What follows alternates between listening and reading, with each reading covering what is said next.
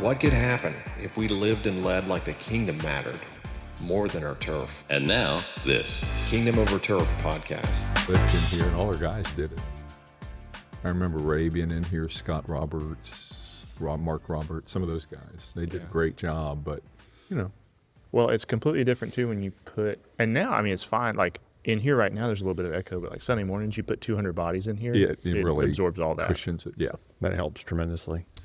Well, that's kind of how Dave and I were in his office talking about it. We just started talking and started remembering, you know. Yeah. Because it's hard to remember. Oh, yeah. 7, 8 years ago, that conversation, that day in Bono's barbecue. Mm-hmm. So how many years were you here? Before David came? Yeah. 20, 28 or so. Yeah. So before David came, you were here for 28 years. Roughly, yeah. Yeah. Maybe off a year or two. I don't know. And you're native. Are you native to Jacksonville? Oh, no. No? I was born at U.S. Army Hospital in Okinawa. Okay. My dad was in the Army. Nice. So I was born there. My earliest recollection is North Carolina. Mm-hmm. He was stationed at Fort Bragg. So we lived there. And then about 6 years old, he was transferred to Korea. Yeah. My mother spoke broken English, being a Japanese American. And so they wanted to put us close to relatives, and the only relative my dad had was an aunt in Fort Myers, South Florida. Yeah. So that's where we lived until I moved up here to go to Bible college at Luther Rice.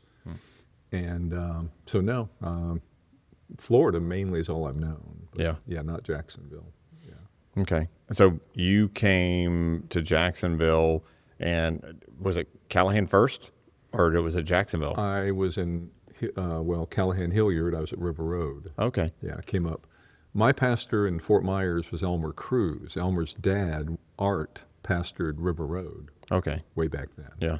And when he knew I was coming up to Bible college, he said, "Dad, I've got a young man that needs a place to serve. Mm-hmm. Can y'all help him?" And they needed someone, and I needed some financial help.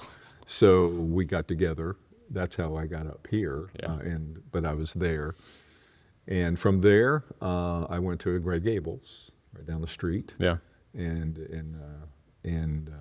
had a great ministry there. And then I did some interim work, and that's how I wound up here. I was interim here. And then after 9 months or so, the church agreed to call me. And they actually wanted to call me earlier, and I just was so young. I just didn't feel ready. So How old were you? 24, I guess, back then, something like that. Yeah. And Not when you came here. No, when I first joined the ministry. So here I was probably 81, so 25, 26, I guess. You started here in 88 or 89. Yeah.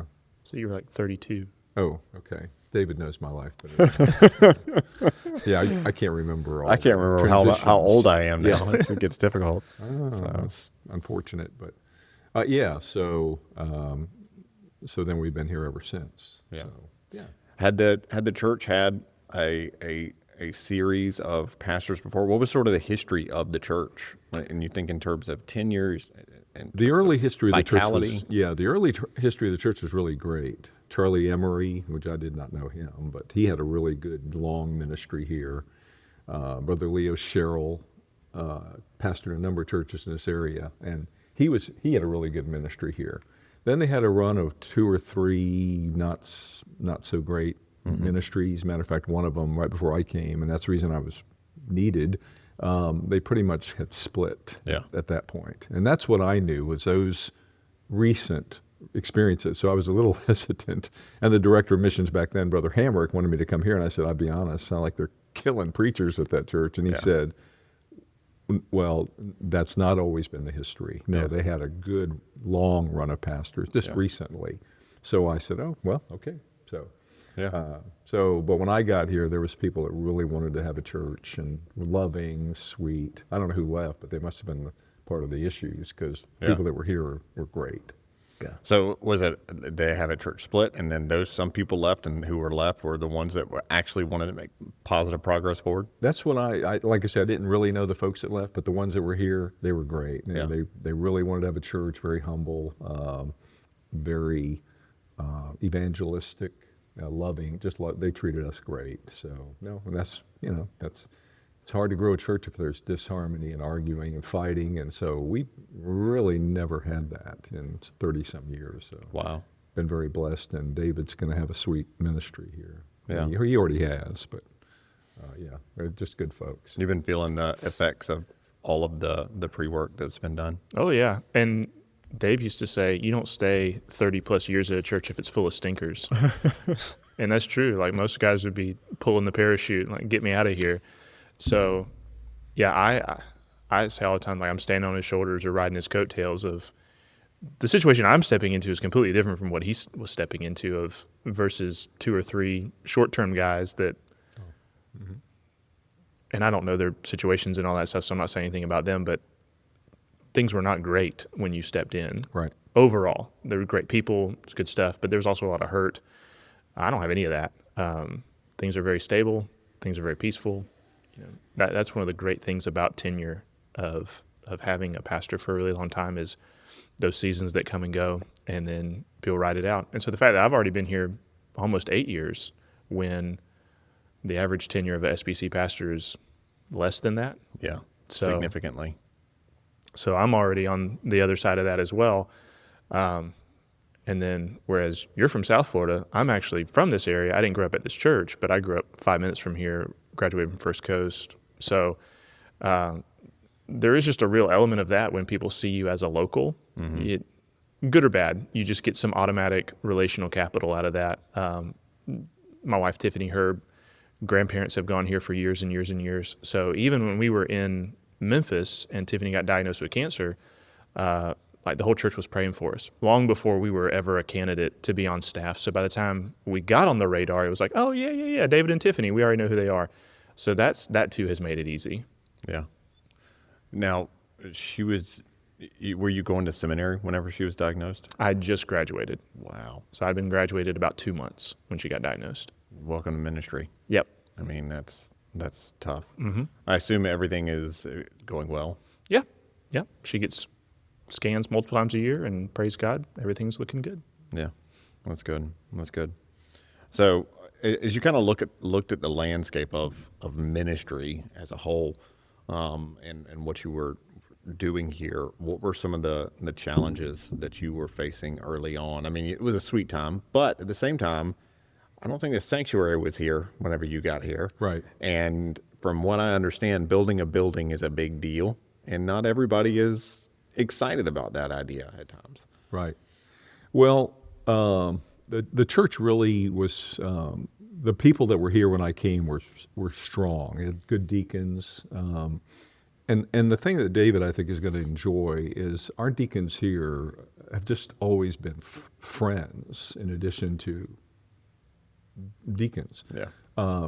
That's huge when you're not fighting, arguing, disagreeing, no power struggles.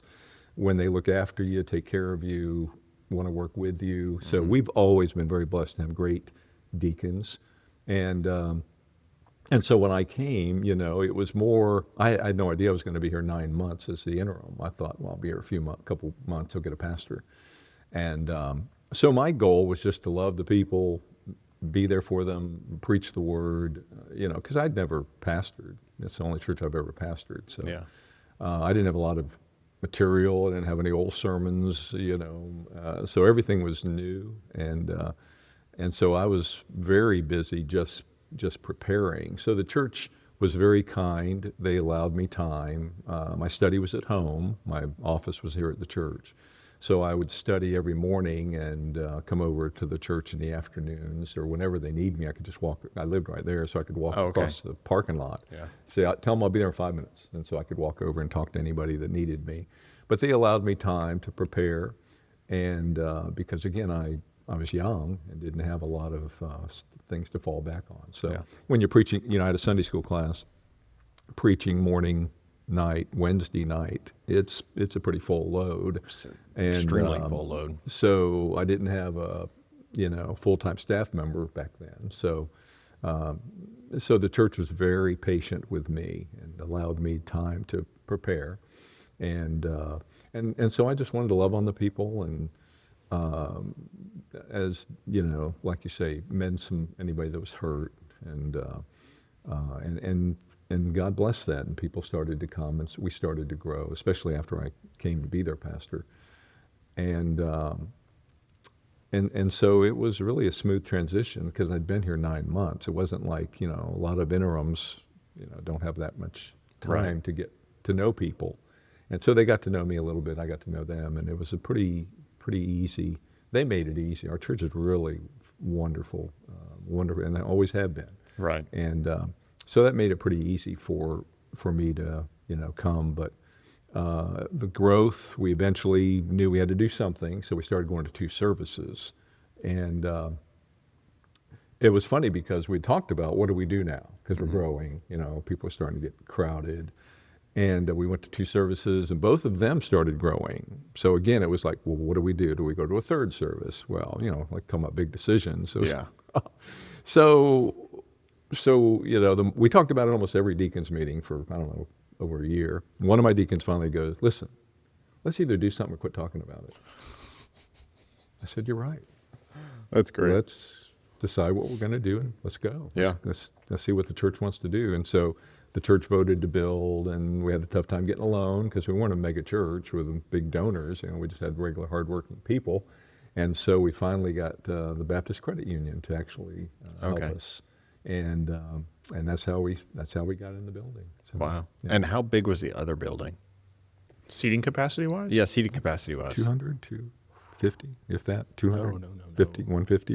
I was going to say 150 was probably packed big out. day, yeah. Packed out would have been 150. For the fire marshal, it was 150. How many people did you actually put in there, Dave? Yeah, 150. Yeah, you're being recorded. Yeah. 150. 150. Yeah. Now, I want to go back. I want to tag something that you said about our deacons. Yeah. Is you also were very intentional in terms of adding new deacons.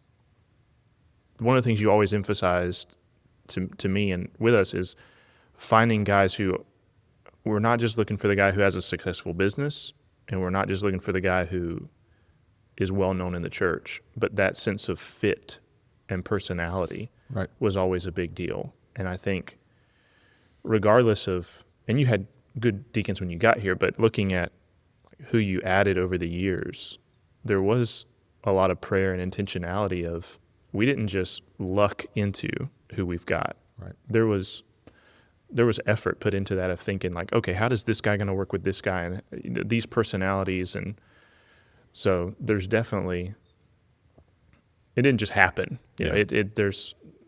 there was a lot of effort put into that. How did you, what was it, what circumstance in your life made it to where you realized, hey, I've got to guard the gate well who steps into leadership? Well, just hearing some of the horror stories Yeah. of, like David said, nominating people from the floor that somebody likes or was influential, or Popularity contests. money giver, big giver. I saw where that was. So early on, it was, we're going to present men before the church. It's going to be men that we've seen spiritual maturity, growth. You weren't looking for a warm body. Yeah, no, we were looking for men that would, as David said, fit the person. Every church has personalities, leadership has personalities, and you get the wrong mix of people, and all you have is arguments and disagreements and fights. And so the deacons have been understanding, and the church has been very kind about that. Now, again, everybody every once in a while says, hey, I think so-and-so should be considered, and we're like, okay, and consider them. And Yeah. usually the deacons in privacy know something that may not, Yeah.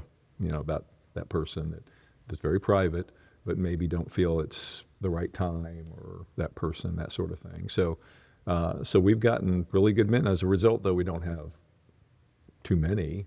We probably need more, but again, we don't want to just fill a seat. Yeah. We want to make sure the men are qualified. Makes sense. So that was a good point. Well, and I think it's important from the standpoint of you have to guard that gate well.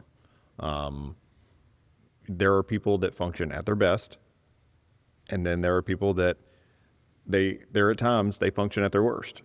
And it's kind of important for you to know, hey, is this person functioning right now at their best, and their intention is ultimately to point people to Christ. It's not about self. It's not about popularity. It's not about what they want. It's not about influence. It's not about power. It's not about any of those things. Rather, it's about they want to advance the mission of what it is that God has called us to do here in this context, not what they have an agenda for. Right. Which is key. Mm-hmm. Well, and what you said too, is I think is another important thing as we're just talking about deacons, is it's not like we have a room full of weak personalities. Like, that's not it. It's not like you get a bunch, we're just looking for the yes men of, you've got guys that'll say, let's do something or quit talking about it. So it's not like a room full of weak men that we handpick so we can do whatever we want. But there is a brotherhood in there. What you said about we're friends as well. And I mean, I've been in some passionate conversations among the deacons about certain issues at the church. But, and this is a testament to the ground that you laid years and years before I got here, is even in those more passionate discussions, nobody lost the narrative. Nobody lost the idea that, like, why are we here? What are we here for? And we're arguing over the best way to do the thing that we all want to do, which is bring people to Jesus and grow them in discipleship and bring glory to God. So it's not like anyone's over here in left field like, well, here's what I think we should be doing. We all agree on the mission, and then it's just you have passionate, smart men trying to figure out the best way to do that. And then it got said a lot of, hey, we can have any kind of discussion in here that we want. When we leave this room, we're all together. Yeah. So 100% agreement outside these four walls. Yep. And that was emphasized over and over and over again, which I think was huge. Like, we all had each other's back. And in that room, we could be as brutally honest as we wanted to be. I mean, we could say that's a terrible idea, and here's why I think it's a terrible idea. But the moment we prayed, agreed, and left the room, we were all on the same page. And there was none of this, go up to brother so-and-so in the Sunday school class, and he's going to tell you the real scoop. Like, none of that. Yeah. And you just can't put a value on that kind of thing over the years. Is that something that you were intentional about in the conversations that you'd had with them during those leadership deacons meetings, that sort of thing? Or was that, I know you don't like to take the credit for anything. However, is that just something that you talked about, the importance of? Well, I'm not sure if I did or if they had already understood that that's the way it's going to be. But from the outset, whatever we talk about in here stays in here. Mm-hmm. And if we hear about something that got out, we're going to find out why and talk about it. Yeah. So we really never had that. Now, again, everybody gets concerned about important issues and might say something, but as far as very private things, they know. And matter of fact, they would tell each other, hey, we need to keep this really quiet. Could hurt somebody, because you pray about needs, or you find out people are struggling, and you pray about it, but you want to make sure that doesn't get out there. It's private matter with these people, and so they know that, and they've always known that. And now David has taken over with that understanding. But I think it was something just agreed upon. I don't think it was something I came and changed. Yeah. We like I say, I've been very blessed, and I think David has as well, with really good men. Yeah. So, I mean, as you kind of came into this role as interim, and you think in terms of you were there for 9 months, and then you started serving as pastor, you agreed to come on as pastor. The ones that did not want to keep kingdom-minded focus in going the way that the church needed to go, they had left before your arrival, and you had a congregation that said, hey, we want to do what God has called us to do. We want to make progress forward. We want to do whatever it is. We're starting to grow. We're starting to see things happen. What did you do to protect that, especially as a young pastor coming in your 20s? If we're all being honest, there are times that the younger pastors can have a tendency to be overly exuberant and express ideas that maybe are not as helpful, but they think they are the best thing since sliced cheese. Well, I think one of the things that helped me as a young pastor, and maybe it helped that I was here for that long as an interim. I really intended not to change anything for a couple of years. Actually, I just wanted, like I say, to preach the gospel, get to know the people, let them get to know me, take care of them, visit the hospitals and those kind of things. But David and I have talked about this. It helps when you make good decisions. It's not a good decision to come in and change everything right away. You're going to people are going to get upset. Nobody likes change. So once I felt there was trust, then we started introducing some things with the understanding, hey, if it doesn't work, we're going to stop. Nice. We're not stubborn here. Yeah. But we feel like this is what the Lord would have us do. Let's see how it goes. And we've made some, over the years, I think, good decisions to the point people trusted us. And since David has been with me, he's made some great decisions. So I think that's vitally important.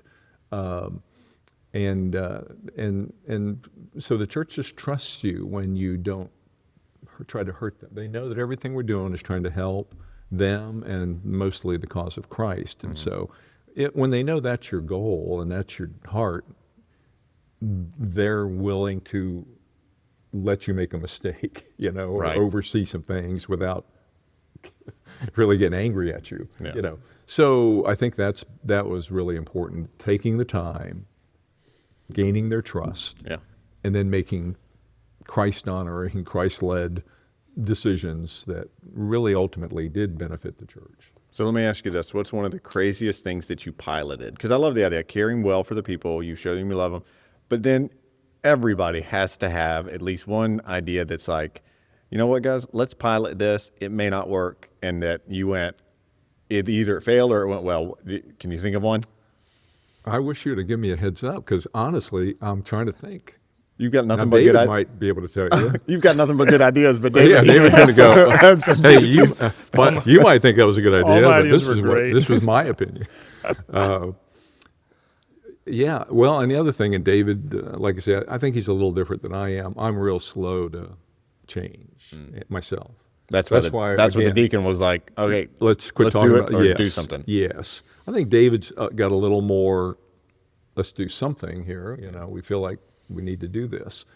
And so when you are patient, you think up the reasons this is not going to work. Okay. Or I really have peace that this is what the Lord would based on the Word of God and the Spirit.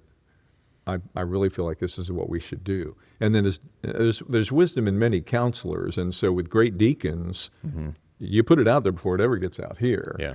And sometimes they'll shoot it down and go viciously. Yeah. So I think sometimes they protected me from making that poor choice because it's gone through a lot of channels before it ever got public. Yeah. Yeah. Yeah, even though we're not a mega church, like anytime we've done anything that was significantly different, it got floated through numbers of channels. There were lots of people who got to see it.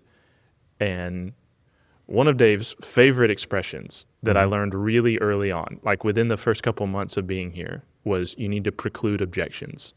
Explain more. You need to preclude objections. Preclude objections. It was that phrase. And so I think about it all the time of when you have an idea, what he's talking about, the patience, this is how it played out. Of anytime you're thinking of what you want to do, almost like put yourself in the mindset of the sharpest critic.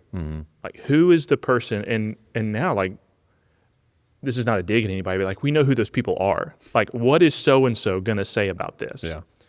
And depending on what the idea is, it could be different people. Like this is going to touch the sacred cow of somebody. So you have to play the scenario out in your mind or play it out with other people to go, okay, here are all the possible objections to that.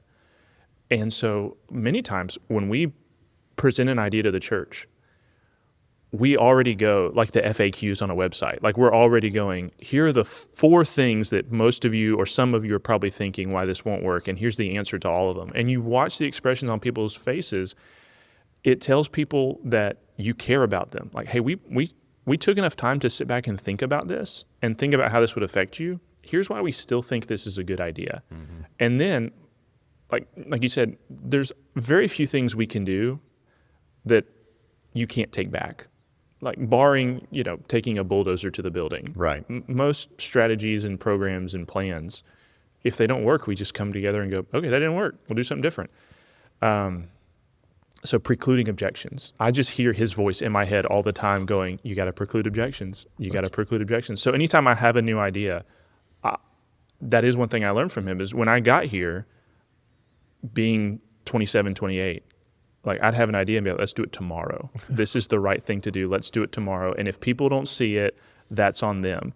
And over the years, maybe just getting older, but also the iron sharpening iron of learning from somebody who's been doing this a long time is I'll have an idea and then I'll sit back on it and I'll go, okay, why wouldn't this work? There's that initial appeal of the idea, but then I'll sit back and go, why wouldn't this work? What are the objections? And that's been huge. Good. Helpful to me to see that from him of whether it was the building of the building, whether it's when we went to do the service time switch, whatever it was, you go ahead and you preclude the objections. And people they respect that. It shows thoughtfulness that we're not just shooting from the hip. Like, hey guys, I was out at lunch today. I had this great idea. Let's completely change how we do church now. It's kind of like how I started this podcast. Right, yeah. Nobody gets that vibe from us, so it helps. Yeah, that's good. And that's helpful. So to put it in terms of a timeline, so you came here when you were about 27, 28. That sounds like more 30, 31. Okay. Yeah, so 32, 33. 32, 33. Yeah. Then you came 28 years later. So you came 28 years later. Yeah. What was it for you as you began to look at ministry at 28 years in, and you went, all right, I think it's time. I think it's time, because you did something a little bit different than most churches do. Most churches would be like, all right, I'm retiring. Peace out, guys, or pastors specifically. I'm going to go. And then they form a search committee, and that search committee goes out and finds somebody else. Typically, they swing the pendulum the opposite direction, making sure that, hey, we love Dave, but we want to get somebody that's not like Dave so that people don't always compare that person to Dave. And so we want to hire somebody that's a complete opposite, and they swing the pendulum. It causes all kinds of chaos. So What was it that you were like, you know what, I don't want to do that?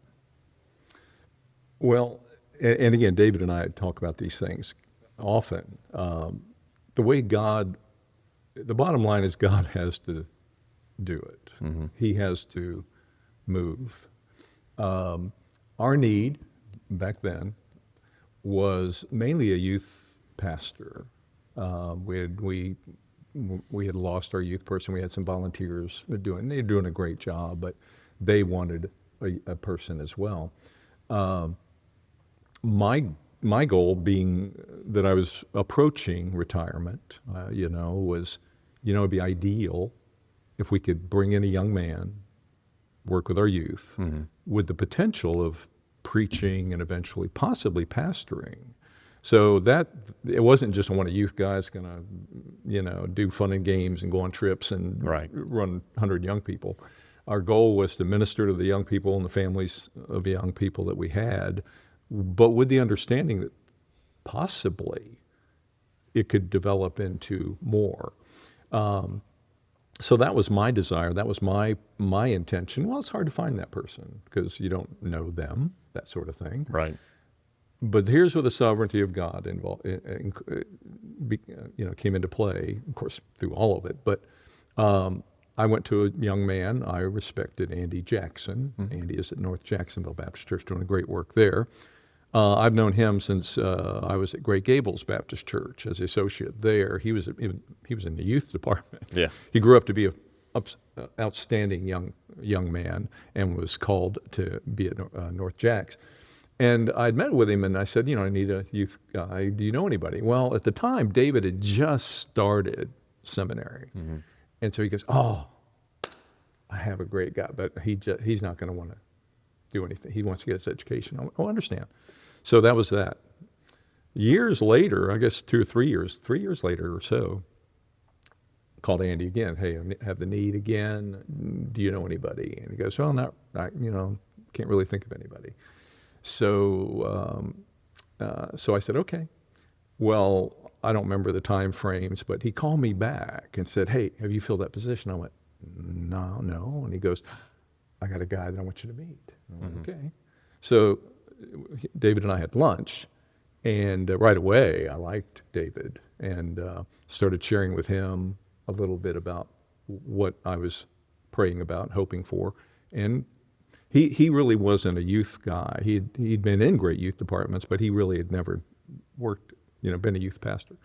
And I said, well, I don't want the typical youth pastor. I want you to feed these young people, take care of their families, so forth and so on.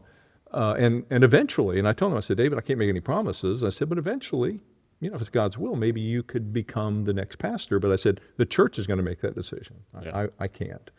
And so he went, and again, I'm racing ahead of myself, David, interrupt at any time here. The reason Andy called me is something David was involved with fell through, a ministry that he was planning to do. And that's the only reason he was available. And so the timing, talking about the sovereignty of God, the timing was perfect. Right. And so one thing led to another, brought David in, got to meet everybody. He came over to the youth. We had all the youth over at my house. David came over and got to know them and his wife, Tiffany. And one thing led to another, and everybody just loved David. And it started there and really did develop the way I had hoped it would. And I saw it early on, and I think our church did. And so that's kind of the transition. But the bottom line was not anything I did, but I really think the Lord's timing was ideal. What was David, as you kind of think in terms of that moment where you're having this conversation where did you say, Sonny's or Bono's? Yeah. So at Bono's, you're having this conversation. What was going through your mind? So a couple things. One, like he said, we just initially gelled, as people. We have very similar senses of humor. We like a lot of the same books. We listen to a lot of the same preachers. So the more we just talked about life and ministry, and we're both huge readers, so we talk about books, we go, okay, this is a kindred spirit. And to me, that was huge, because I sort of knew at that point I was not going to be stepping into a senior pastor position probably anywhere. I'm going to be looking at some kind of associate work. And for me, it was, do I get along with the senior pastor? Because my understanding is I want to be that person's biggest supporter, and my goal is put my shoulder to the plow and push with all my strength. Mm-hmm. But I want to push in the direction that he's going, not clashing. And so it'd be better on the front end to just be honest and go, hey, love you, this is probably not a good fit. That'd be way better than forcing something and then getting in and trying to do some kind of coup. So from the very first meeting, it was like, I could see this. And it wasn't just one. We had multiple dinners before I ever met the deacons, before I ever met the search team. Like, we had to be comfortable with each other. And to go back to what he said earlier, there was already a level of trust with the search team, with the deacons, that it wasn't like they just rubber stamped his decision, but by the time he had vetted me, then once I got to them, they were able to trust, like, oh, if Dave says the guy's solid, then we're pretty sure he is. Now, they had their questions that they wanted to ask and so forth, but they were also looking to him like, is this somebody you want to work with? Because Sunday through Thursday, like, you guys are going to be working together. It was a lot of that, of just personality. I wanted to see that our personalities would be similar, because even then, it wasn't like I had a grid of, this is exactly the way I want ministry to look. I knew I needed to grow. I knew I needed mentoring. I knew that I needed experience. And I was grateful to have a church that was willing to give me that opportunity. Coming out of seminary, even though I had this freshly minted MDiv, long before he and I ever got connected, it was like I would send in resumes or try to contact churches and try to get a job and hear nothing, get nothing, crickets, just nothing. Everybody wanted somebody with experience. Mm-hmm. The landscape had shifted where your MDiv was your ticket in the door. Now it was like, oh, no, you need to have done something somewhere. So for a church to go, hey, we'll give you that shot, I didn't take that lightly, that they were trusting me with these youth, with preaching, with getting to do some leadership. But I knew that I was under an umbrella that was really safe.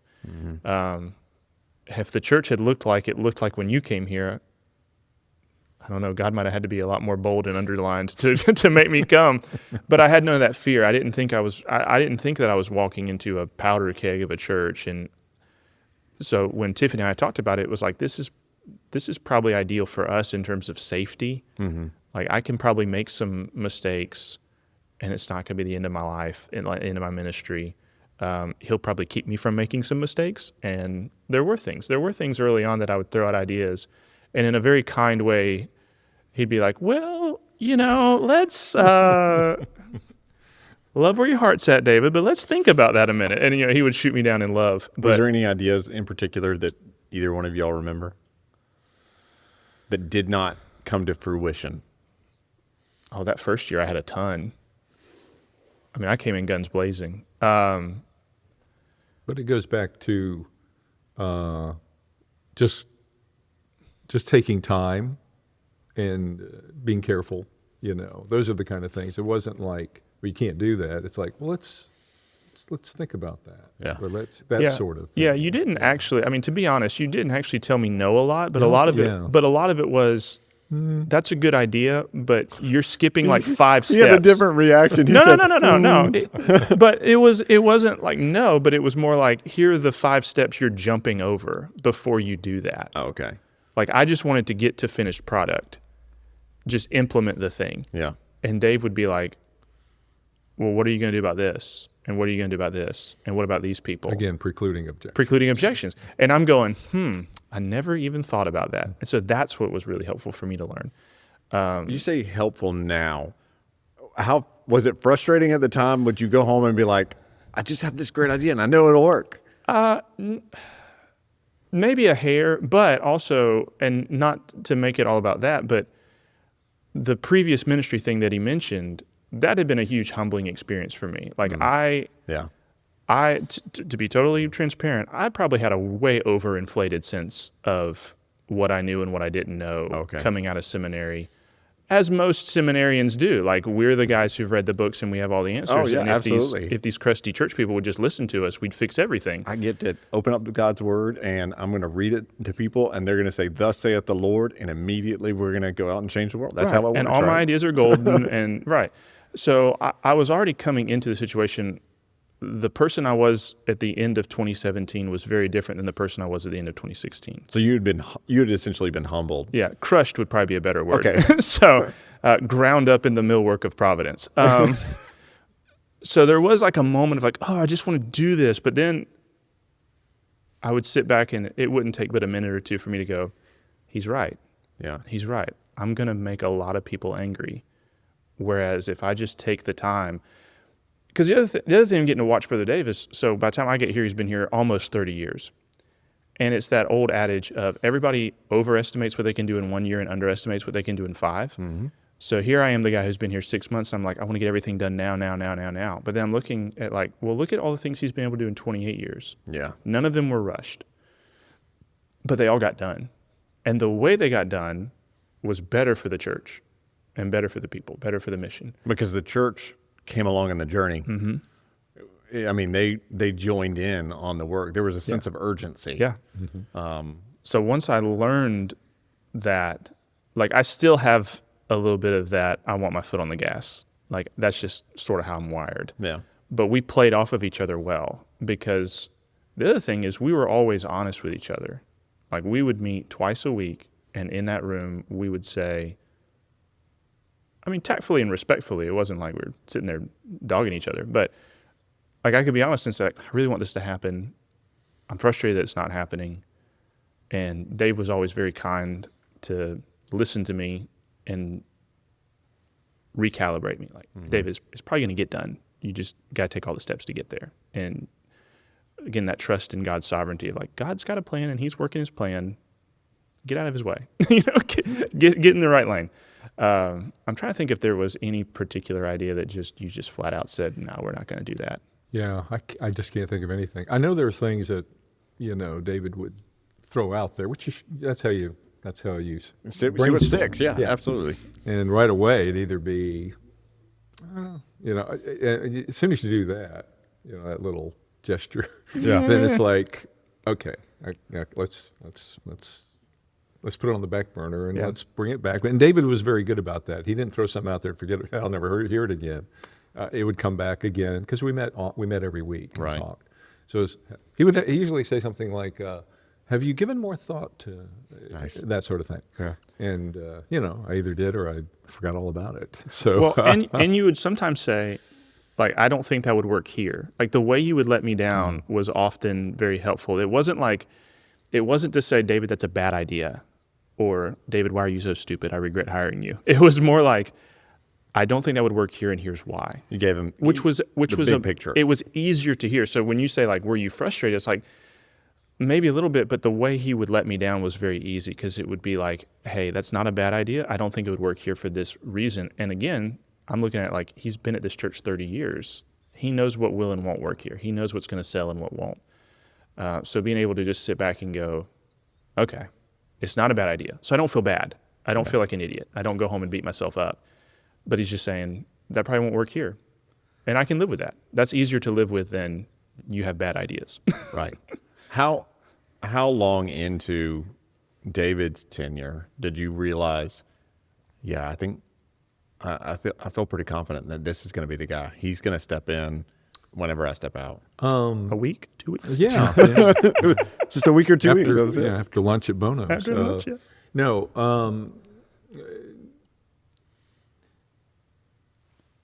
I kind of always went into our relationship with the hope that it would go in that direction.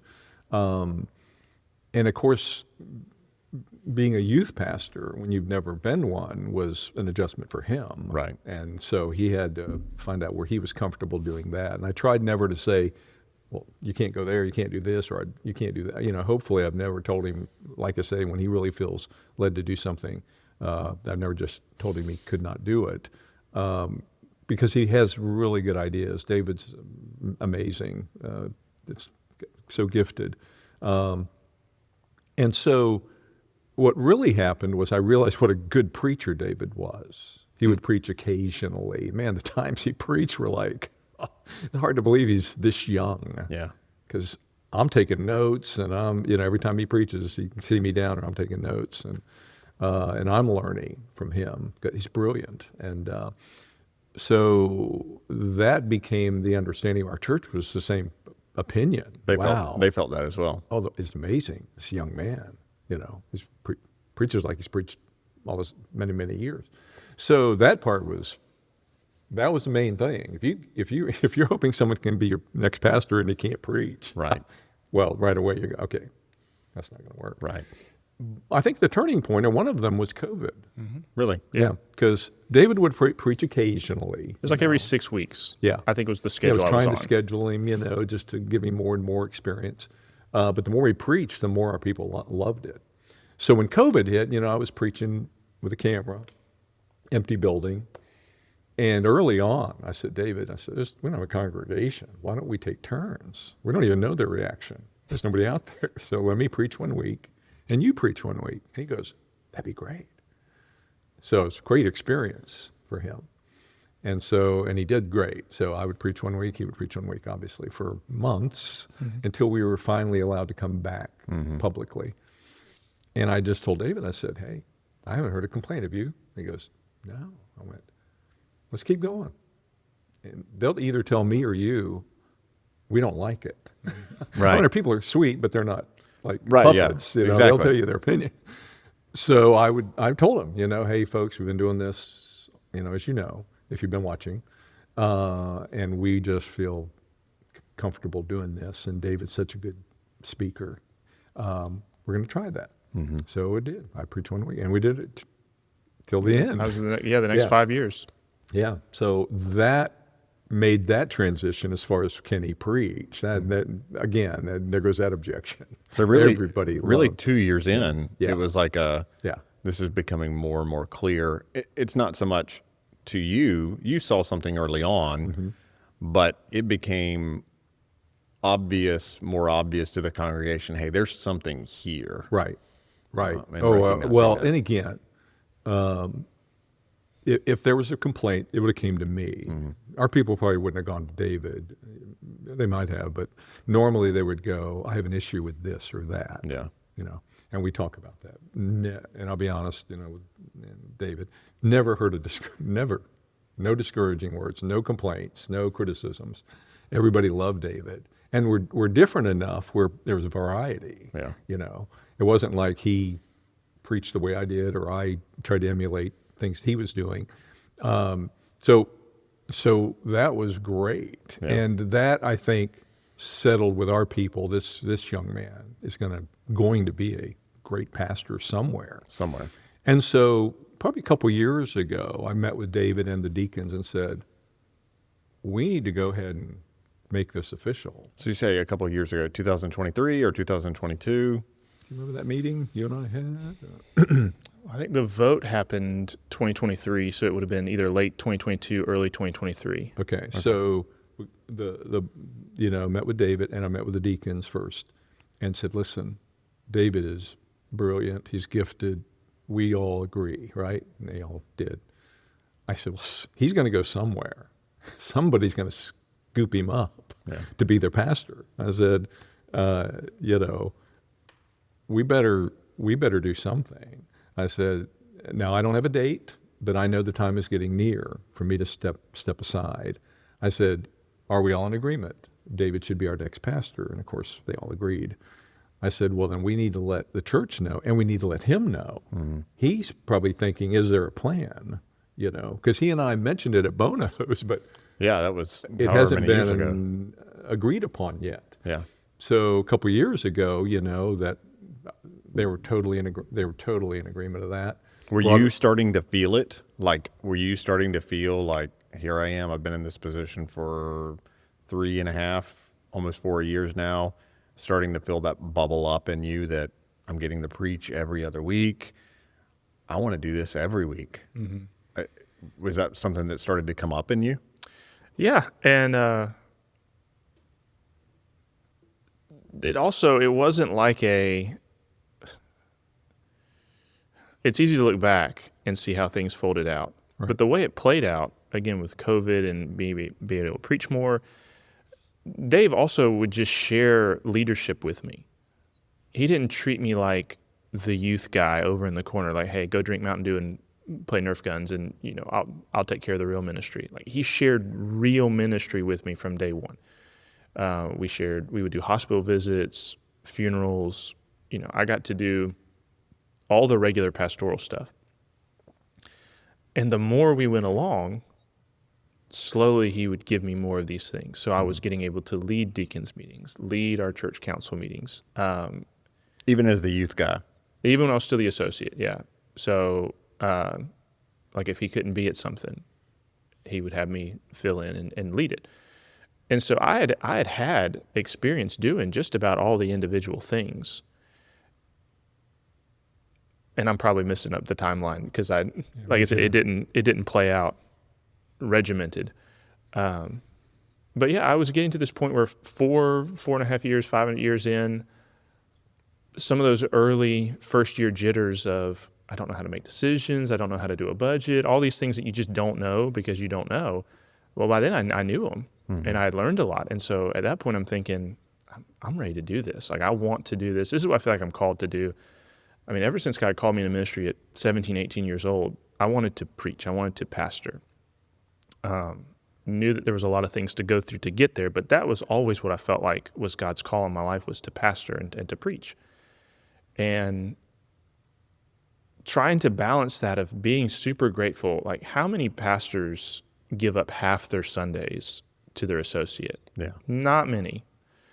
So realizing what a great position I was in, while also having this itch inside of me. Yeah, it was real. It was real. And And like we mentioned, 7 years that it took from start to baton pass. I don't regret any of it. Mm-hmm. And I think all of it was worthwhile and useful. I'd be lying to you if I didn't say there was times in there where I got really antsy. Yeah. And just had to pray through it and think through it and talk through it with Tiffany and go, no, this is where God wants us. Don't be ruled by your emotions.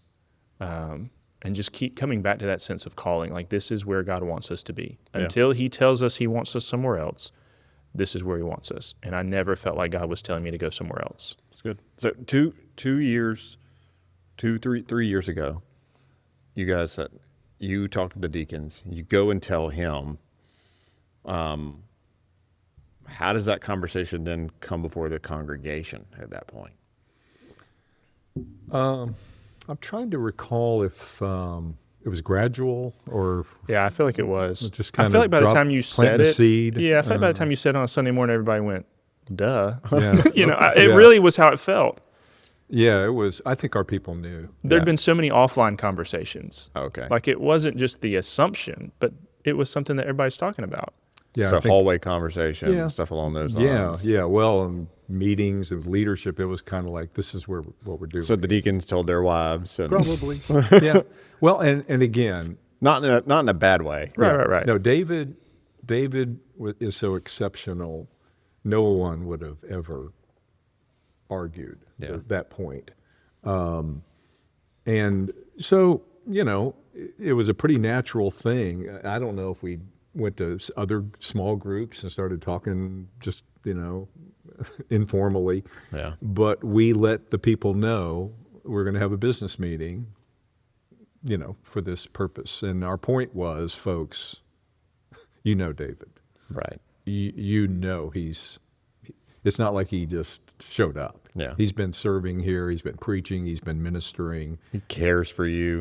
He's proven himself. Again, good decisions. Right. And so it was more of a, just, something they were waiting. I think they were waiting on us to do it, but the way we told them was, listen, David's ready whenever that time comes. Mm-hmm. Either he's going to be here or he's going to be somewhere. Right. Somebody's going to take David if we don't do this. And he needs to know, Tiffany needs to know, this is your future. Right. Not, well, maybe one, and string him along, Get some security at that point. He needed some kind of plan. Yeah. Like, what's the plan? So then it became, do you have a date yet? Have you thought more about, so it was more of those kind of conversations. He started asking those questions. Oh, to you. yeah. Okay. Yeah. He wanted to know, again, Yeah. Just eager. have you made any decisions? What does that look like moving forward? Yeah. So it finally, it just got to the point where I felt it was time. Yeah. And so probably a year early, I think I said, I think we had a date or something tentatively. And so, what is it, maybe 3 or 4 months earlier, I said, the time has come to our church. Yeah, it was like September of last year. Okay. You announced and said, Sounds very Gandalfish. The time has come. the time has come. Yeah, sometime Well, at I the think end. that's exactly what I said. I said, folks, that we mentioned that one day I will retire and David would become your pastor. Yeah. And that time has come. And of course, some people got emotional that didn't, weren't expecting that. Did you have to reassure him? I'm not talking about today. Yes. I said, we don't have a date. We'll let you know in plenty of time. Yeah. But the time has come. Yeah. And we are going to be working toward that. That's good. And David was so wonderful about getting the church together to plan a farewell. And oh my goodness, the church was so generous and gracious and kind. And it couldn't have been a better, because, there was no, what do we do now? Do we need to get a committee together? No, it's the day I say goodbye, David says hello. I mean, that was great. But, and we prayed about this, thought about it, thought back on it, but it worked because David was the right man. Right. It wasn't because, I'd made a promise possibly and I wanted to fulfill it. This was our hope, and it was obvious. You couldn't have missed that David was going to be the man. He's from this area. He knows the people. He grew up here. He knows the kind of people that are here, and he, so there was no, people are sorry to see us go, Oh yeah, but absolutely. they're not upset that David is their pastor. They accepted that years ago. And again, he's done nothing but prove God's calling on his life, and God's doing great things. Church is doing great. I don't think you lost a family, probably. Not I from- know you've gained some. Yeah. But Yeah. there was not a exodus. What's encouraging to me, it's interesting to me really, is that I don't know if it was conscious or not, but that 7-year cycle. If you look at pastoral tenure and you look at behavior in the church, it typically takes anywhere from 5 to 7 years before the church people recognize an individual as somebody that is trustworthy, and also that they begin to frame them as, oh, that's my pastor. And they truly own that because they know I care about that person cares about me. All of those things. So right at that 7-year mark, the baton is handed off to him, and it's just a very natural segue to where it's a ministry. We keep going. We're going to continue doing what it is that God has called us to do here, Right. In this next season. And so I think that's a great thing. I do have a question. So they announce it, okay, this is going to happen, but they still have 2-3 years before it actually happens. There's got to be some level of you begin looking at things through a different lens at that point. When you're going to be the guy, that's where things are heading. Yeah. Now you're looking at it through the lens of, hey, I'm going to be the guy, so I'm going to be the one having to make the calls. So now I'm looking at all this differently, but you're not the guy yet. Right. So it's kind of like, pastor-elect, president-elect. It's like pastor-elect. Got the somewhat title, but you have no authority whatsoever. What was that like? Well, it was sort of like, I would almost compare it more like to being engaged. Okay. Like, that you're eventually going to get married. You're not married yet. So the relationship is different than it was when you were just dating, but it's not what it's going to be yet either. So it was this in-between period. At the same time, like I said, Dave was already gradually giving me more and more things. There wasn't this hard stop like, okay, you're just the associate until this day, and then you have everything. Yeah. It was a very gradual handoff of, okay, I want you to start doing this. Okay, I want you to start taking this. Okay, I want you to start taking this. So by the time he announced, and then there was a couple more things for him to give me. But really, I was doing a lot of the things. Yeah. Now I was doing them more. It was hard in some ways because, like you said, there is that. Okay, I'm gonna be the guy, and I'm gonna get to lead. But it was also an interesting, helpful time period in the sense that while I was still in the safety of not having to answer for all of this, I could look at it differently. At the same time, I had looked at it like this from day one. Again, this may just be the way I'm wired. There was never a time when I was, I don't know the right word, lackadaisical or neutral. Like, You weren't sandbagging this whole time. no, I'm all in, and that is my personality. Like, I'm either going to give it everything, or I'm going to give it nothing. So from day one, I'm walking around like, okay, what can we improve? What can we do better? How can we reach more people? What can we do? So I had that, and that's why in the first year there were so many ideas that had to be told, like, hey, Simmer down. because it wasn't just youth ideas. It was like, we need new signs in the hallways. We need new bulletins. We need a new website. We need a new logo. And I'm just looking at all this stuff, and as we got closer and closer, we were able to put some things in place. And we actually had that conversation of, there was a couple things that we did that we agreed on doing before he left so that I could cash in some of his credit Nice. instead of using it in my first year. Yeah. So we purposefully did that where we could still do some things that were really mostly my idea that he agreed with, And he would step behind it with his now 35 years of credibility. And we got to do some of those things before the handoff, so that now in my first year, and I'm 8 months in, I haven't had to do a whole lot of tweaking and stuff. Yeah, that's a good strategic maneuver. I mean, it is. I like that sort of concept, that idea. And we talked about this. Sorry, I mean, cut you off. But maybe not a huge deal. But what was really fun was that because the church had already voted, because there was none of this search team process, when you announced, we just got to enjoy that 6 months of, for lack of a better word, your victory lap. The church didn't have to have this thing in the back of their mind like, okay, we love Brother, well, what are we going to do next? Yeah. There wasn't that anxiety in the back of their minds like, okay, we're really enjoying these last couple of months with Brother Dave, but then where does that leave us afterwards? Since that was already settled, we could really just celebrate you and Cheryl's 35 years here. Yeah, y'all were amazing.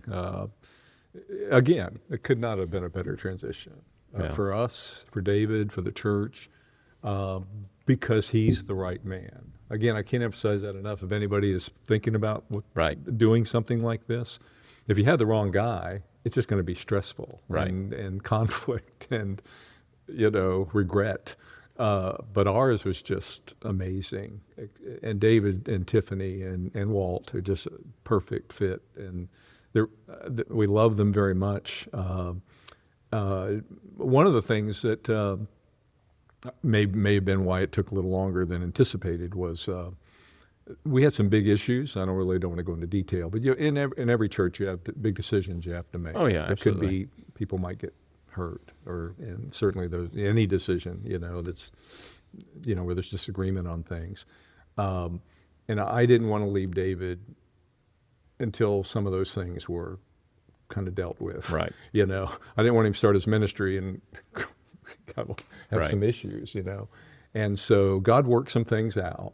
And, so that helped. It's kind of like that guy that goes and builds a massive building and there's a ton of debt and then is like, all right, I got to go. Peace out, guys. I know I led on this, but this is going to be somebody else's problem. So that's so, God has just worked things out where I think David's first year at least, everything's been real smooth. As far as I know, I'm not here. That's what the church people tell me whenever I come and visit. Oh, we love David. We love David. Yeah. Yeah. Well, and that's what I'm saying. It has to be the right person. Yeah. And when we knew that you wanted to talk to us about this, David and I met and we started thinking, and we started going back and like, wow, man, God worked way back. Yeah. And did this. And so that would be the bottom line of pastors and, these kind of things. You really need to pray about it. You really need to ask God's guidance and direction and leadership and peace. And you'll know. Yeah. Like I say, early on, David and I, Bono's was our place, for about, we kept meeting over there and getting to know each other better. And I would give him doctrinal things, like, what do you think about that? And what are your opinion on that? So those are the kind of things I already knew that as a pastor he was going to deal with. And I felt real comfortable about his opinions. And I know a lot of pastors struggle with giving up more and more. But again, if you know you're approaching retirement like I was, I knew I'd have to get less and less, and David bit more and more. And so David's right. The last year or so, I said, David, you're going to have to take the Wednesday night service. I said, I'll be in there, but I want you to start taking it. And because again, he'd been with the youth all this time, and so it was like the closer we got, you handle the deacons meeting. We called a wonderful staff person last year. I said, David, I'm here, but that's your decision. I said, he's going to work with you. Yeah. So you let me know what you're thinking. Let's pray about it, and and let's talk about that. But whatever you have peace about, that's the way we'll go. And so that worked out. He's great. That worked out great. I think it's important for churches to take note of that reality that, one, if you have a long tenured pastor, there's lots of trust there. There's lots of appreciation. You've served well. You're stewarding well.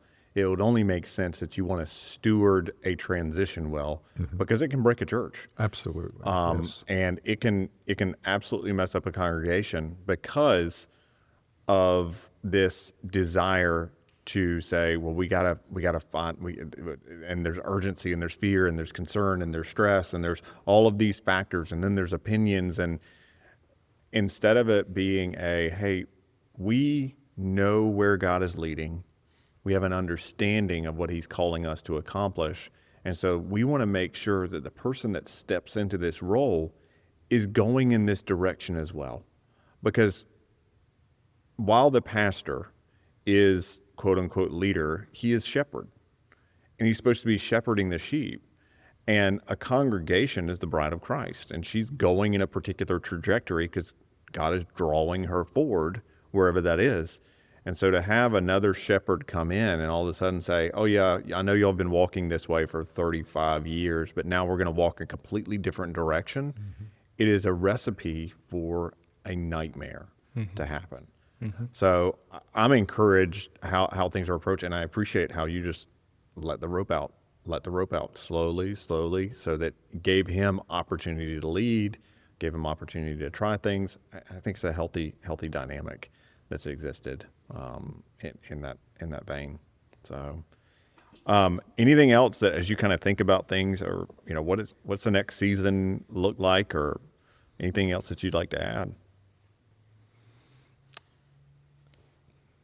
Well, I mean, we're excited about a lot of stuff that's happening, but like, this was always the thing of Dave and I are different, but we're also very similar. And we're similar in the things that matter most, and the things that we're different in are really the negotiable things. And so like last night we had a business meeting, and I laid out some things that I want to do for 2026. But like we talked about from the very beginning, I think one of the things that's made me a good fit at this church is that I'm an old soul. Like I'm just an old soul. I do have some of those things about being young of I want to go. But my ideas are not crazy in that sense of, I joke with our church all the time about it. Like, I'm not trying to turn us into the church down the street.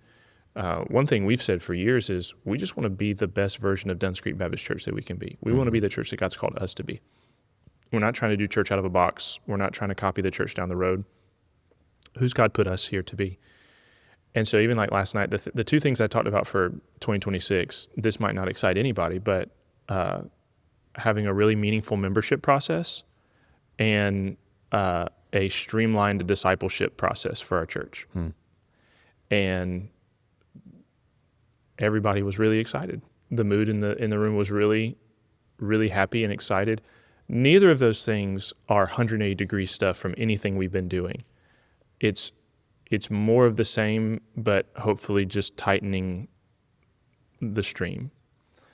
And I think that's been a big deal, is people see that continuity of the same things I care about, the same things Dave cared about, the same things he taught the church to care about for decades. So are there going to be different ways they look? Well, of course. But it's at the core, it's the same gospel, it's the same kingdom. We're going in the same direction, trying to reach Ocean Way with the gospel, make disciples of Jesus, and bring glory to his name. And so that's what's exciting, is the stuff we're doing. I'm really excited about it. Yeah. But it's not the kind of stuff that some guys would look at and be like, oh, that's not revolutionary enough. But to me it is. I mean, to me it's the stuff that we need, and it's the stuff that by getting to have been here now almost 8 years, I have Dave's voice in my head all the time, like preclude objections, and then I have the that'll work here, that won't work here. And now, like, I've been around our people long enough that when we're hashing out ideas, even as a staff, like, I can go, yeah, I think that'll work here, or nah, it's not going to work here, or it's not going to work here yet. Yeah. So that's really exciting as we look forward. I'm just very grateful. I'm very grateful. Like I said, the position I've got to step into, I've got buddies that are about my age, came out of seminary a little bit before, a little bit after me. And when I hear about some of the stuff they're going through, my heart breaks for them. And I try not to tell them how good I have it because it's not fair. It's not fair that they're having to go through some of the stuff they're going through. Our church is so sweet, and churches, like every organization, you take on the personality of your leader. Mm-hmm. And so even in this conversation, you hear the wisdom and the humility that Dave has, and the church they haven't been able to help but take that on. Yeah. So there isn't a contentiousness about the church because there's not a contentiousness in Dave. Yeah. The things that Dave loves are the things that the church loves. And the fact that God put him here 36 years ago makes it to where I have a really good position to step into now. And so I think both of us were just hugely grateful that how God has had his hand on this church for so many years. And we're just standing under his blessing. And that's a great place to be. One last thing I want to mention, Chris. David's wife, Tiffany, is amazing. And I know he's very grateful. And my wife, Cheryl, is, a pastor's wife is so vitally important. Mm-hmm. And we are so blessed to have godly wives, supportive, loving, ready to serve, wherever needed.